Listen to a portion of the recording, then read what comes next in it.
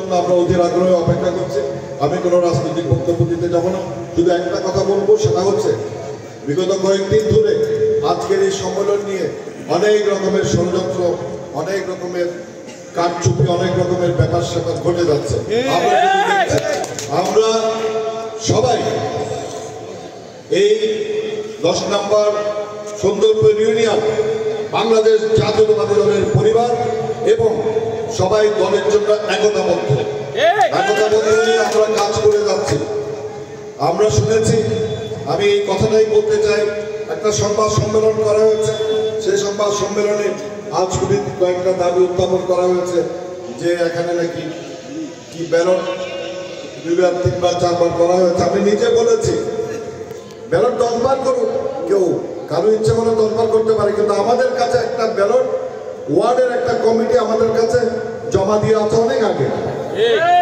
এই সম্মেলন, এই কাউন্সিল হবে কিন্তু সেই ওয়ার্ডের লিস্ট ধরে, অন্য কোনো কিছু এখানে আমরা 2022 সালে যেটা করা হয়েছে সেটার ভিত্তিতে শুধু আমরা আজকের কাউন্সিল পরিচালনা করব। এখানে অন্য কোনো রকমের ব্যালট আসার, অন্য কোনো রকমের ওয়ার্ডের কমিটি আসার কোনো সুযোগ নাই। এইটা একটা। আরেকটা কথা বলা হয়েছে যে এখানে সবকিছুর গোড়ায় হচ্ছে সালাউদ্দিন সাহেব। একটা ডাহা মিথ্যা কথা। সালাউদ্দিন সাহেব কোনো পর্যায়ে, কোনো অবস্থাতে আমাদের সম্মেলনের ব্যাপারে, আমাদের কর্মকাণ্ডের ব্যাপারে কোনো রকমের উনি হস্তক্ষেপ করেন নাই, কোনো রকমের কথাবার্তাও বলেন নাই। উনি শুধুমাত্র ওনার কাজ নিয়ে ব্যস্ত আছেন, অন্য জায়গায় ওনার যে দায়িত্ব সেটা নিয়ে ব্যস্ত আছেন। এখানে আমরা অনুরোধ করে চলে এসছেন, উনি কিচ্ছু জানেন না যে সম্মেলনে কে হবে, কে না হবে, কি হবে না হবে। ওনার একটাই কথা, ঠিক আছে এখন আপনাদের নেতৃত্ব হচ্ছে, আপনারা করেন, আমাদের লোকজন সবার নেতৃত্বে, আমাদের এখানে যে আহ্বায়ক কমিটি আছে তাদের নেতৃত্বে সম্মেলন হবে। আমি নিজেও তো বলিনি, আমাদের আহ্বায়ক কমিটিতে যারা আছে, আমাদের সুজা আছে, আহ্বায়ক সদস্য সচিব আছেন, সবসময় আমরা ওনাদের উপর ছেড়ে দিয়েছি। কারণ নেতৃত্বের হিসাবই হচ্ছে যে এলাকায় হবে, যে যিনি দায়িত্বে আছেন তার নেতৃত্ব হবে, তাই না?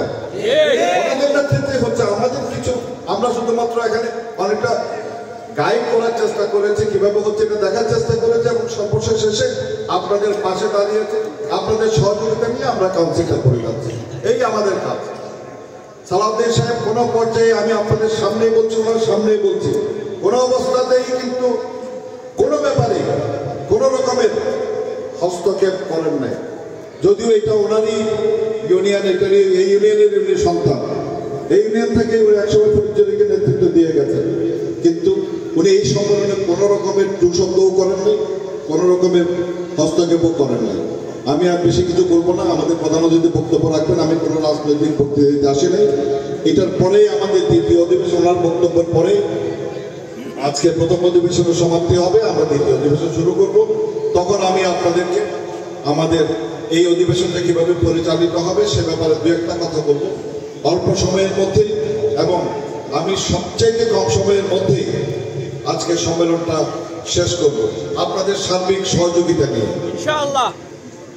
আপনাদের সবাইকে অনেক ধন্যবাদ জানাচ্ছি। আসসালামু আলাইকুম।